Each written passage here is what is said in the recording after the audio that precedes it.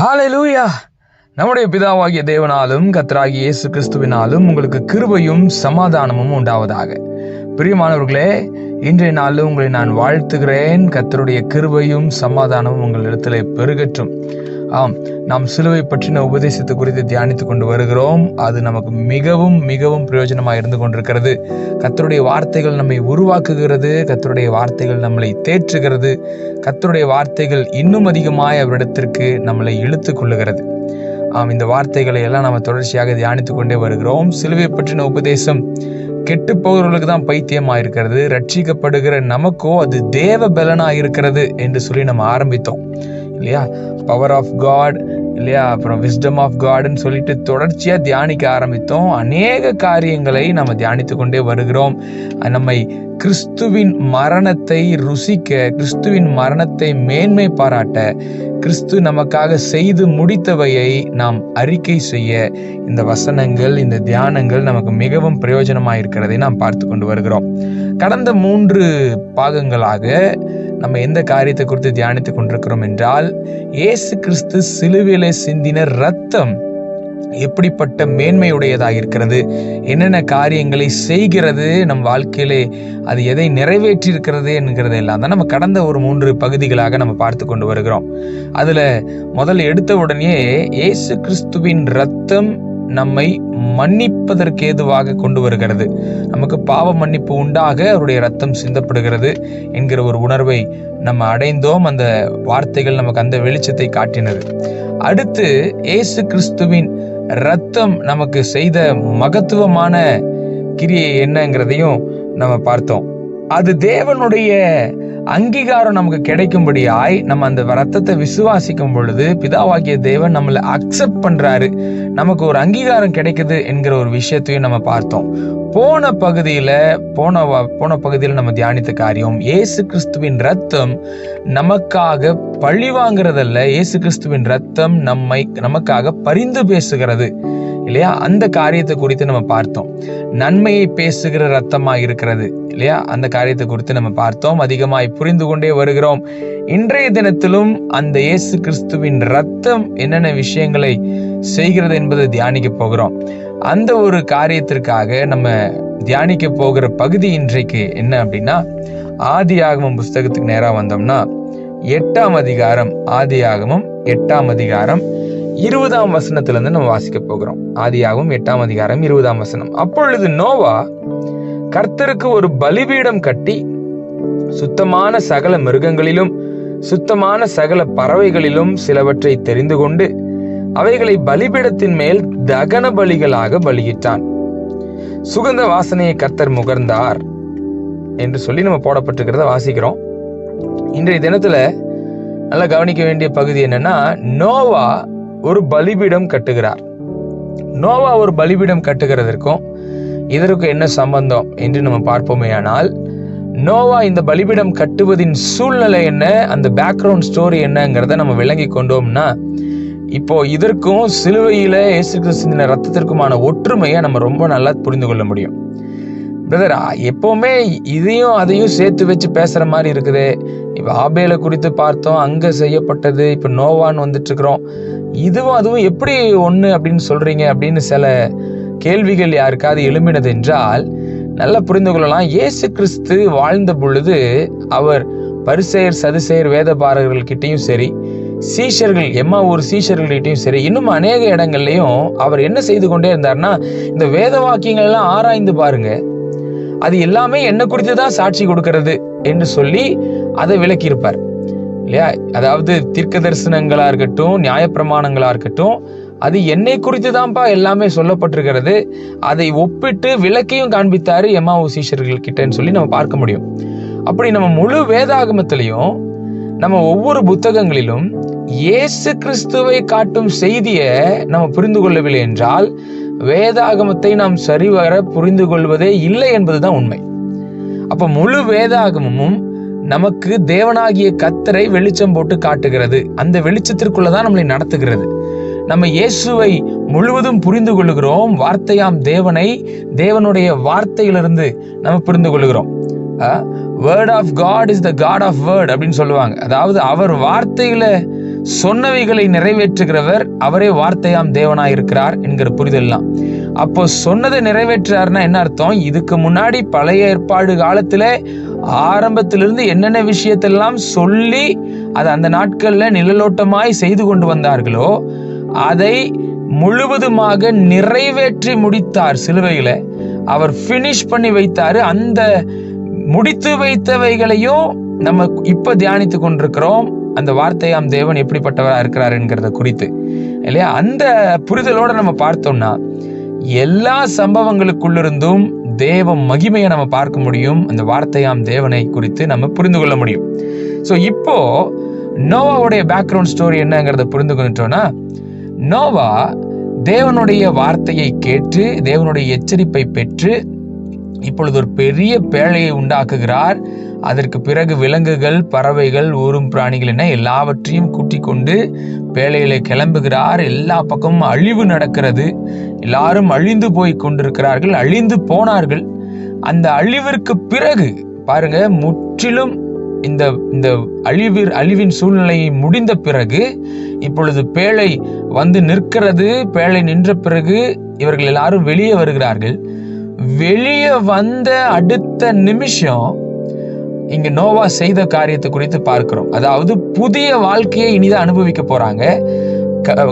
பழையவைகள் எல்லாம் ஒளிந்து போயிடுச்சு. இப்ப எல்லாம் புதிதாக மாறுகிற அந்த தருணம் மாறிடுச்சு.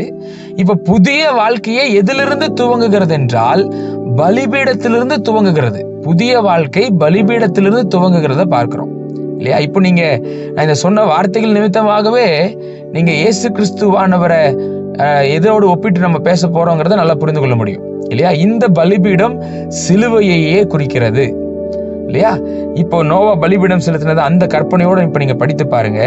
அப்பொழுது நோவா கர்த்தருக்கு ஒரு பலிபீடம் கட்டி சுத்தமான சகல மிருகங்களிலும் சுத்தமான சகல பறவைகளிலும் சிலவற்றை தெரிந்து கொண்டு அவைகளை பலிபீடத்தின் மேல் தகன பலிகளாக பலியிட்டான். ரொம்ப பியூர் சாக்ரிஃபைஸ் தான் இங்க. அதாவது குற்றமில்லாத ரத்தம் சிந்தப்படுகிறது தான் இங்கேயும் வாசிக்கிறோம். புதிய வாழ்க்கையை அனுபவிக்க போகிற நோவா, இந்த உலகமே இப்பொழுது புதிய வாழ்க்கைக்குள்ளாக வருகிறது. இந்த புதிய அனுபவங்களுக்கு இப்ப இங்க ஆதாரமாக காட்டப்படுகிற இந்த பலிபீடம் இயேசு கிறிஸ்துவின் சிலுவையே குறிக்கிற அதே அர்த்தத்தை நமக்கு முன்வைக்கிறது. சரிங்களா? சரி, இந்த பலிபீடத்திற்கு அப்போ இதை புரிந்து கொள்கிறோம். அந்த ரத்தத்தின் மூலமா இப்ப என்ன நடக்க போகுதுங்கிறதையும் நம்ம புரிந்து கொள்ள போகிறோம். ஏன்னா இங்க ரத்தம் சிந்தப்பட்டுருச்சு. இந்த பலிபீடத்துல ரத்தம் சிந்தப்பட்டது. ரத்தம் சிந்தப்பட்ட உடன் என்ன நடக்குது? சுகந்த வாசனையை கர்த்தர் முகர்ந்தார் அப்படின்னு போடப்பட்டிருக்குது. The Lord smelled a sweet savor. அவர் அந்த சுகந்த வாசனையை முகர்ந்தார் அப்படின்னு போடப்பட்டிருக்கிறத வாசிக்கிறோம்.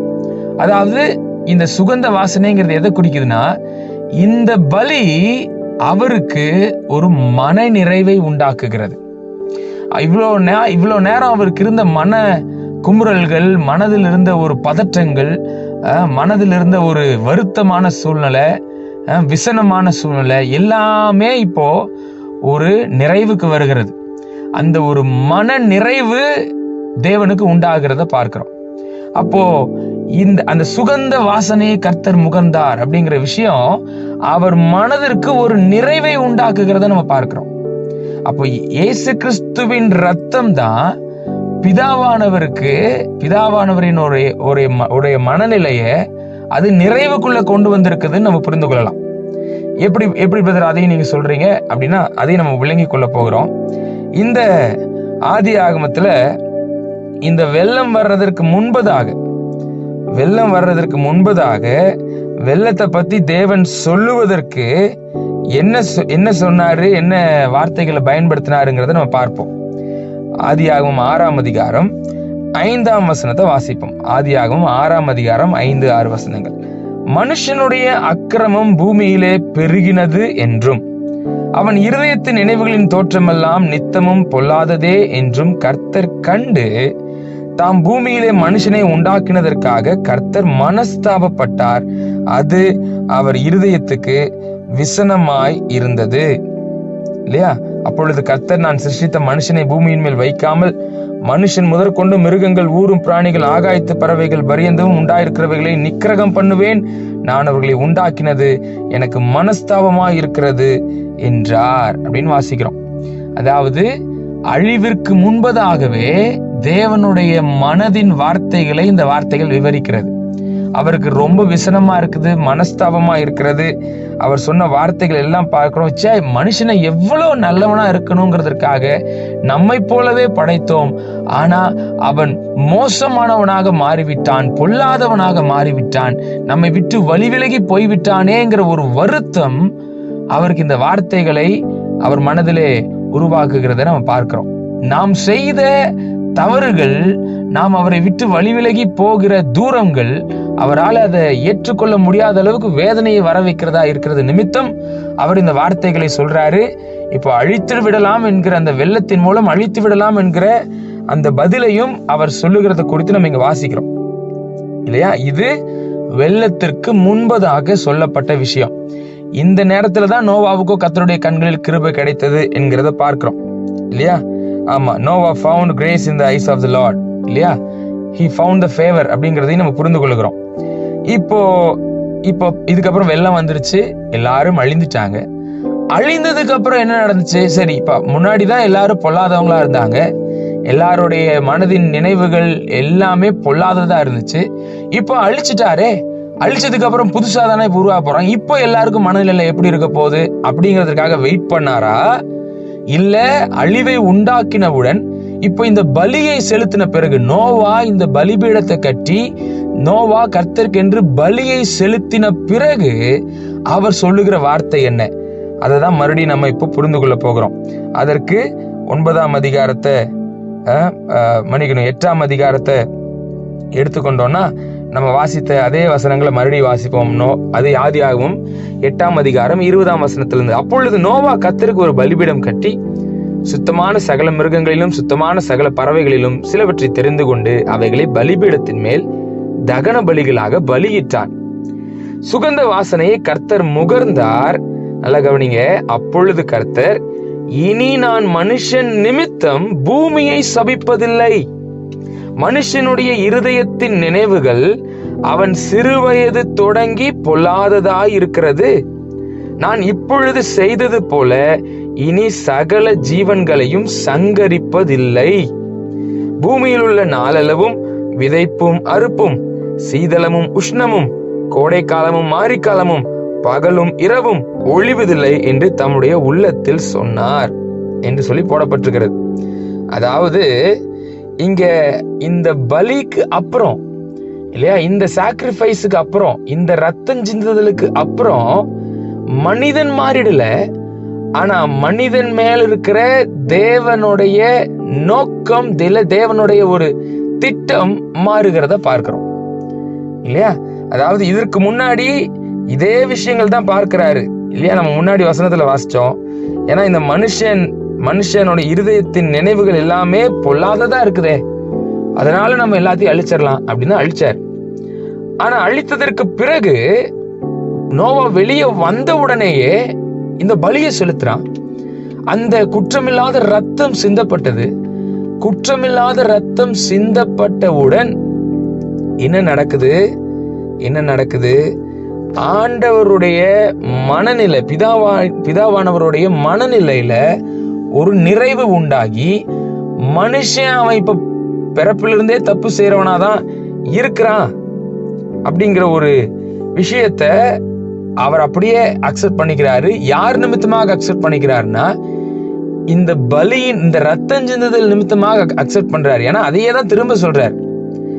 அவன் நிமித்தமா, சரி அவன் இப்படி தப்பு பண்றானேங்கிறதுக்காக நாம் இனி மறுபடியும் இந்த பூமியை நான் அழிக்க போறது இல்லை அப்படிங்கிற ஒரு உண்மையையும் இப்ப வெளியே சொல்றத பார்க்கிறோம். அதாவது மனுஷன் செய்கிற தவறுகளை நான் இனி பார்க்க போறது இல்லை இல்லையா? அதான் என்ன அர்த்தத்துல நம்ம இதை சொல்றோம்னா, மனுஷன் செய்கிற அந்த அக்கிரமத்து நிமித்தம் அவனை நான் மொத்தமா அழிப்பதற்காக நான் நினைக்க போறது இல்லை. அதற்கு பதிலா இப்ப நான் எதுல நிறைவடைகிறேன்னா, இப்ப இந்த சிந்தப்பட்ட ரத்தத்தின் மூலம் நான் நிறைவடைகிறேன். இந்த நிறைவினாலே நான் அவன் மேலே அந்த அழிவை வர வைக்காம, இந்த நிறைவின் மூலமாக அவனை நான் அழிக்கிறது இல்லை என்கிற ஒரு விளக்கத்தை கொடுக்கிறார். அதாவது இந்த சம்பவம் நம்ம அதாவது வெள்ளத்துக்கு முன்பாகவும் பார்க்கிறோம், வெள்ளத்திற்கு பின்பும் பார்க்கிறோம். மனுஷனுடைய பொல்லாங்கு மாறல இல்லையா? வெள்ளம் அழிவு இருந்ததெல்லாம் உண்மை, ஆனா மனுஷனுடைய பொல்லாங்கு மாறல இல்லையா? இப்போ மனுஷனுடைய பொல்லாங்கு மாறல அப்படிங்கிற ஒரு உணர்வை தேவன் எப்பொழுதும் அறிந்திருக்கிறார். ஆனா இதை நமக்கு இன்னைக்கு காட்ட விரும்புகிறார். என்னன்னா, ஒருவனுக்கு அழிவு வருகிறதின் மூலமாக, இல்ல ஒருவன் அழிவை பார்ப்பதின் மூலமாக அவன் இருதயத்தில் இருக்கிற பொல்லாங்கு மாறிவிடுகிறது இல்லை. இந்த ரத்தஞ்சிதல் நிமித்தமாக தான் ஒருவனுக்குள் இருக்கிற பொல்லாங்கு மாறுகிறது. அதுதான் இன்றைய தினத்துல முக்கியமான வார்த்தையா பார்க்கிறோம் இல்லையா? இயேசு கிறிஸ்துவின் ரத்தம் சகல பாவங்களையும் நீக்கி நம்மை சுத்திகரிக்கும் அப்படின்னு வார்த்தையில வாசிக்கிறோம். இப்போ நமக்குள் இருக்கிற பொல்லாங்கு நீங்கணும்னா அந்த இயேசு கிறிஸ்துவின் ரத்தம் தான் நம்மளுடைய எல்லா பொல்லாங்கான சிந்தனைகளிலிருந்தும் பொல்லாப்பான செயல்களிலும் இருந்தும் நம்மளை விடுதலையாக்குகிறது. அழிவும் நியாய தீர்ப்பும் ஒருவனையும் சுத்திகரிப்பது இல்லை. இதை இன்னைக்கு ரொம்ப ரொம்ப முக்கியமா பார்க்கிறோம். அதற்கு நோவா செலுத்தின இந்த பலியை நம்ம பார்க்கிறோம். இந்த பலிபீடத்தின் மேல சிந்தப்பட்ட ரத்தத்தின் மூலம் சுகந்த வாசனையை கர்த்தர் முகந்து கொள்கிறத பார்க்கிறோம். அப்ப இன்றைய தினத்துல ஃபர்ஸ்ட் நம்ம ஹெட்டிங்கா எதை எழுதிக்கலாம்னா, பிதாவானவர் இந்த பலியின் மூலம் நிறைவடைகிறார். அதாவது திரும்ப அவன் மேலே அழிவை வர வைக்காதபடிக்கு இந்த பலியின் மூலம் நிறைவடைகிறார் அப்படிங்கிறத அந்த விஷயத்தை நம்ம பார்க்கிறோம். ஏன்னா இட் இஸ் பினிஷ்ட் அப்படின்னு இயேசு கிறிஸ்து சொல்றாரு, முடிந்தது என்று சொல்றாருன்னா, எந்த ஒரு தவிப்பு இவ்வளவு நாட்கள் இருந்ததோ, எந்த ஒரு நீதி நடக்கவே இல்லையே அப்படின்னு நீதியின் கர்த்தர் தவித்து கொண்டிருந்தாரோ, அந்த நீதியை தன்னை வைத்தே அவர் நிறைவேற்றி இப்பொழுது நீதியானவர் அநீதி செய்யவில்லை என்கிறதற்கான ஒரு நிறைவு வந்துவிட்டது. திரும்ப சொல்றேன், நீதியானவர் அநீதி செய்யவில்லை என்கிறதற்கான ஒரு நிறைவு வந்துவிட்டது. அந்த நிறைவு எப்படிதான் வர முடியும்? நீதியை சரிகட்டினால் தான் வர முடியும். அந்த நீதி இப்பொழுது எப்படி சரிகட்டப்பட்டிருக்கிறது? அழித்தது நிமித்தமாக சரிகட்டப்படவில்லை. இப்பொழுது இந்த குற்றமில்லாத ரத்தம் சிந்தப்பட்டது நிமித்தமாக நீதி சரிகட்டப்பட்டிருக்கிறது. இந்த நீதி சரிகட்டப்பட்டது நிமித்தமாக தான் பிதாவாகிய தேவனுக்குள் நிறைவு வருகிறது. அவர் நீதியுள்ள தேவன் என்பதை அவர் என்றைக்கும் நிலைநாட்ட வேண்டும். அதை நிலைநாட்டினார் இல்லையா? இப்போ இதற்கு ஒரு சில வசனங்களை நம்ம புரிந்து கொள்ளணும். எபிரேயர் 9ஆம் அதிகாரத்துல, எபிரேயர் 9ஆம் அதிகாரம் 11ஆம் வசனத்திலிருந்து நம்ம வாசித்து பார்ப்போமேயானால், நல்ல கவனிங்க. கிறிஸ்துவானவர் வரப்போகிற நன்மைகளுக்குரிய பிரதான ஆசாரியராய் வெளிப்பட்டு கையினால் செய்யப்பட்டதாகிய இந்த சிருஷ்டி சம்பந்தமான கூடாரத்தின் வழியாக அல்ல, பெரிதும் உத்தமமான கூடாரத்தின் வழியாகவும் வெள்ளாட்டுக்கடா இளங்காலை இவைகளுடைய இரத்தத்தினாலே அல்ல, தம்முடைய சொந்த இரத்தத்தினாலும் ஒரே தரம் மகா பரிசுத்த ஸ்தலத்திலே பிரவேசித்து நித்திய மீட்பை உண்டு பண்ணினார்.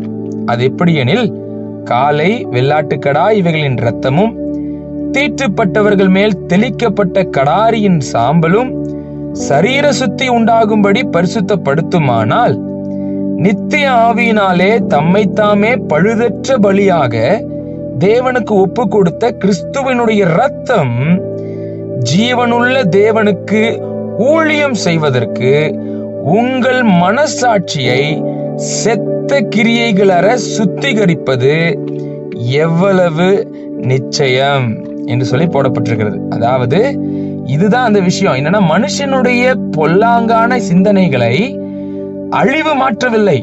இப்ப இயேசு கிறிஸ்துவின் ரத்தம் என்ன பண்ணுது? இதுதான் இரண்டாவது விஷயம். முதல்ல பிதாவானவர் அப்பதான் நீதி சரிகட்டப்பட்டதுன்னு நிறைவடைகிறார்.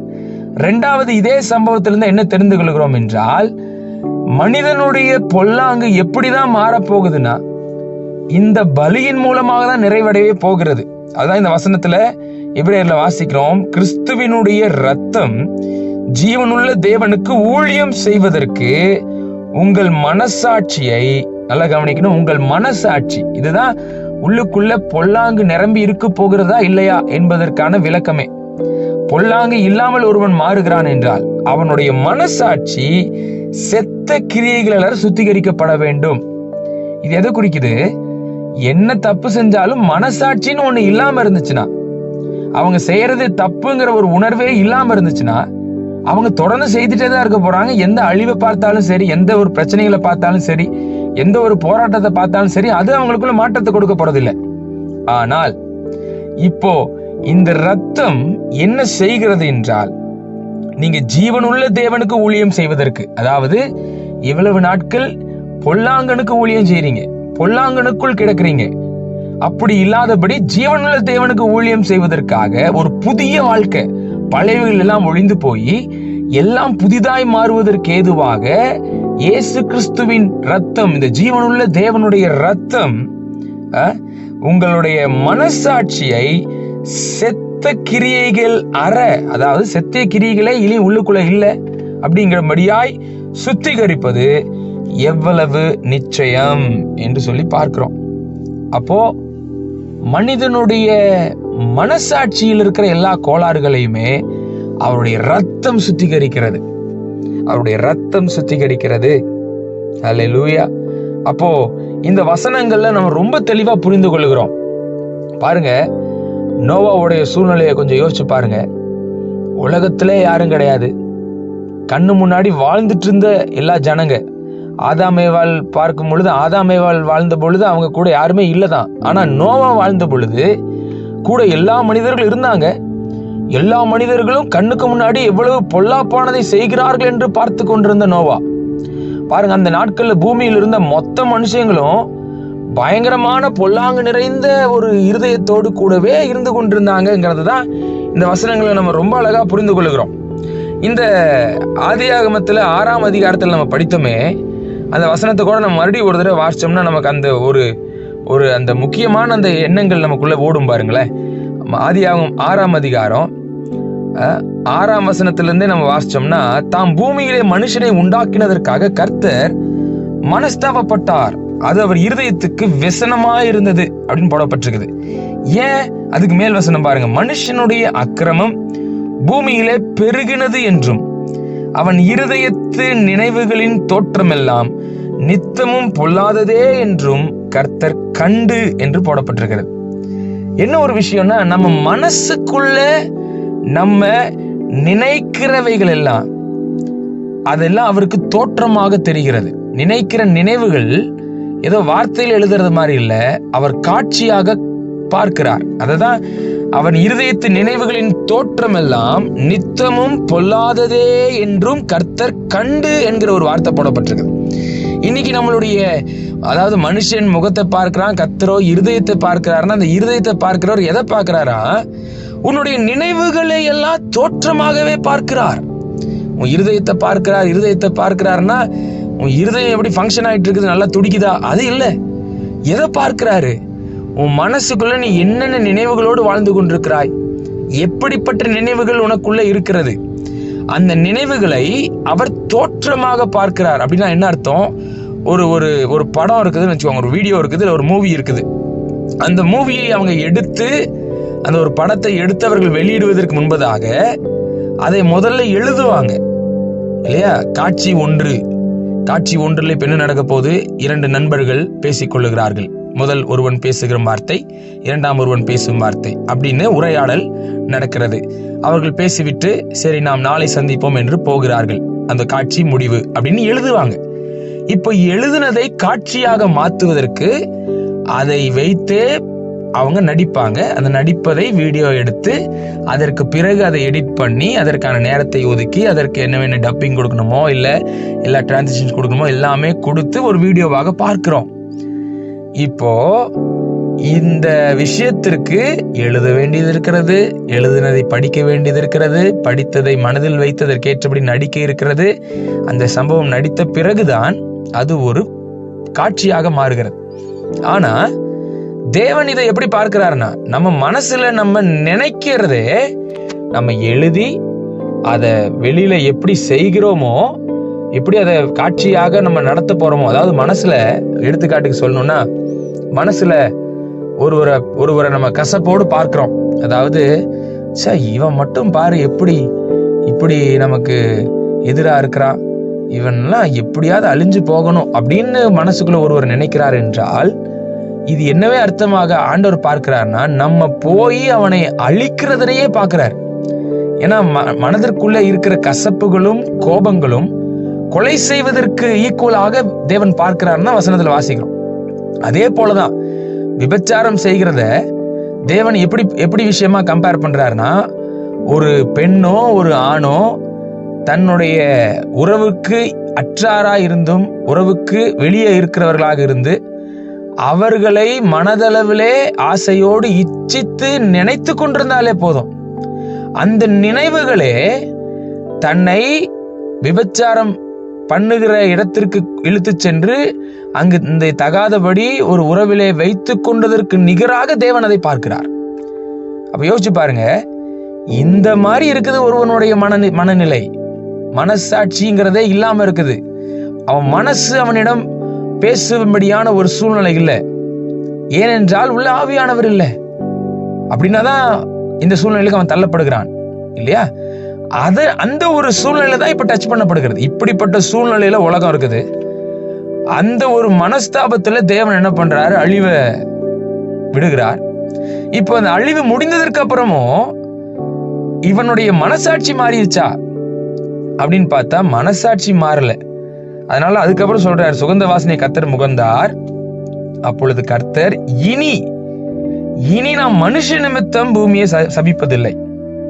மனுஷனுடைய இருதயத்தின் நினைவுகள் அவன் சிறு வயது தொடங்கி பொல்லாததாய் இருக்கிறது. நான் இப்பொழுது செய்தது போல இனி சகல ஜீவன்களையும் சங்கரிப்பதில்லை. அவன் இருதயத்தின் நினைவு பொல்லாங்கதான் இருக்குது. ஆனா இப்போ எவன் ஒருத்தன் இந்த ரத்தத்தின் இடத்துல வருகிறானோ, அதாவது இந்த சாக்ரிஃபைஸ் மூலமாக தன்னை அர்ப்பணிக்க வருகிறானோ, அவனுடைய இருதயத்தின் நினைவுகள் மாற்றப்படும்.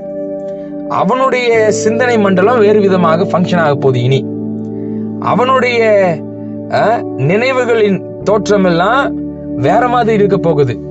அப்படிங்கறத தான் இந்த சம்பவங்கள் நமக்கு விளக்கி காட்டுகிறது. இததான் நம்ம எபிரேயர்ல வாசிக்கிறோம்.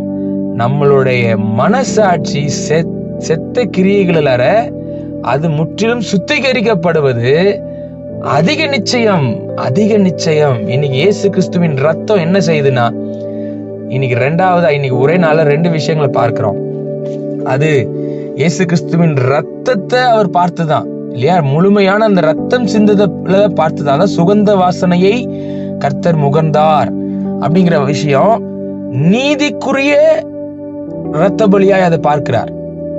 ஏன்னா இந்த உலகத்துல பாவம் பெருகி கிடக்குதே, இந்த பாவத்திற்கான சம்பளம் என்ன பண்றது, உலகத்தின் பாவத்தையே சுமக்கும் பலி என்ன பண்றது அப்படிங்கிறதற்கான நீதிக்கான தவிப்பின் குரல் இப்பொழுது நிறைவடைகிறது. அதுதான் சுகந்த வாசனையை அவர் முகந்தார் இல்லையா. அந்த சிலுவையில இயேசு கிறிஸ்து சிந்தின ரத்தம், அது இதற்கு பிறகு யாரும் செய்ய முடியாதது, இதற்கு முன்னும் யாரும் செய்ய முடியாதது. ஆனால் அந்த செயலை நிமித்தம் பிதாவாகிய தேவன் நீதி சரிகட்டப்பட்டு விட்டது என்கிறதிலே அவர் நிறைவடைகிறார் என்கிறது முதல் அனுபவம், முதல் வார்த்தை. 2வது, நம்மளுடைய மனிதர்களுடைய மனசாட்சி இயேசு கிறிஸ்துவின் ரத்தத்தின் மூலமாக, அந்த ஒரு பலிபீடத்தில் சிந்தப்பட்ட ரத்தத்தின் மூலமாக அவன் மனசாட்சியே பாவங்களற சுத்திகரிக்கப்படுகிறது, செத்த கிரியைகளற சுத்திகரிக்கப்படுகிறது. சோ மனசாட்சியில் இருக்கிற அந்த சுத்திகரிப்பு 2வது விஷயமா இருக்கிறது. அப்போ இந்த 2 அனுபவங்களையும் இயேசு கிறிஸ்துவின் ரத்தம் நிறைவேற்றுகிறது என்பதை இன்றைய நாளில் புரிந்து கொள்கிறோம். கர்த்தர் தாமே இன்னும் அதிகமாய் ஆண்டுடைய வார்த்தைகளை நம்மை வாஞ்சையோடு கேட்க வைப்பாராக, அந்த வார்த்தைகளில் உள்ள வெளிச்சத்தை பார்க்க வைப்பாராக, நம்மை பலவான்களாய் மாற்றுவாராக, விசுவாசத்தில் வர்த்திக்க செய்வாராக, அவர் பக்கமாக இழுத்து கொள்வாராக. நாம் ஜெபிப்போமா? பரலோக பிதாவே, இந்த அருமையான நல்ல நாளுக்காக நன்றி செலுத்துகிறோம். இந்த வார்த்தைகள் ஒவ்வொன்றும் ஆண்டவரே எங்கள் மனதிலே, ஆள் மனதிலேயும் பதிய போவதற்காய் நன்றி, பதிந்து விட்டதற்காய் நன்றி. ஆமாப்பா, சிலுவையில நீர் சிந்தின ரத்தம் எவ்வளவு பெரிய விஷயம் என்பதை நாங்க நித்தமும் புரிந்து கொள்ளுகிறோம், மகிழ்ந்து களி கூறுகிறோம். ஆண்டவரே, நீர் செய்த இந்த மகத்தான செயலை நாங்கள் எப்பவும் நினைவு கூறுவதற்கு எங்களை அர்ப்பணிக்கிறோம். ஆண்டவரே, கர்த்தரே எங்களை சுத்திகரிக்கிறீர், கர்த்தரே எங்கள் மனசாட்சியை சுத்திகரிக்கிறீர். ஆண்டவரே, உம்முடைய ரத்தம் எங்களுடைய மனசாட்சியை சுத்திகரித்ததற்காய் நன்றி, இனியும் சுத்திகரிக்கிறதற்காய் நன்றி. உம்முடைய ரத்தத்தின் மகிமையை நாங்கள் என்றென்றைக்கும் போற்றி பாடுகிறோம். ஐயா, கர்த்தர் தொடர்ந்து ஆளுகை செய்வீராக, மகிமையாய் எங்களை மாற்றுவீராக. மீட்பராகிய இயேசு கிறிஸ்துவின் நாமத்தில் ஜெபிக்கிறோம் எங்கள் நல்ல பிதாவே. ஆமென், ஆமென். God bless you. God bless you.